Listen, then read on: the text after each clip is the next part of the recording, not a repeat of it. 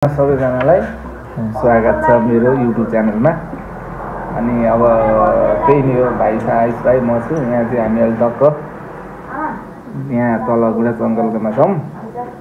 यसो चिजबल खान आएको। यसलाई चाहिँ म आज यसको बाल्यकाल कस्तो भयो इन्टरभ्यू लिनको बारेमा सोध्दैछु। र पहिलो कुरो चाहिँ सबैजनाले लाइक कमेन्ट सेयर सब्सक्राइब गर्नु पर्यो फर्स्टमा।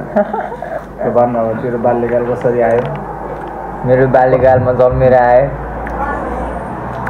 मेरो बाल्यकाल स्कुल लाइफ सुना नि त। मेरो स्कुल लाइफ चाहिँ अलि चल्दैछ, अब एसी छ यसपालि। स्कुल लाइफ के भन्नु, स्कुल लाइफको बारेमा नर्मल भयो स्कुल लाइफ। अनि अब के गर्ने सोच छ, के गर्ने विचार छ त? अब 10 सक्ने है, यो चाहिँ फेरि नराम्रो नसम्झिनु। 10 सक्ने, अब 10 सकेर 11 12 गर्ने। त्यसपछि के बन्ने सोच गरेको छस्? बन्ने त केही सोच छैन, केही गर्ने। अब हेर्नुपर्छ के हुन्छ लाइफमा। यो चाहिँ कति वर्ष उमेर त जन्मेको गाइडमा हेर्न? कति वर्ष बसेको गाइडमा?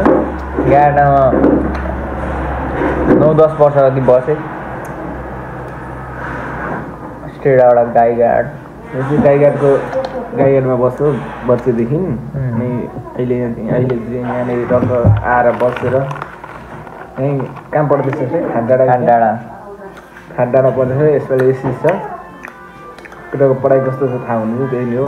अब यति भन्दै आजको चाहिँ सानो छिटो मिठो सर्ट भिडियो दाजुभाइको यहीँ सक्न चाहन्छु। नेक्स्ट भिडियोमा फेरि भेटौँ है त। ल by by. Like comment share subscribe.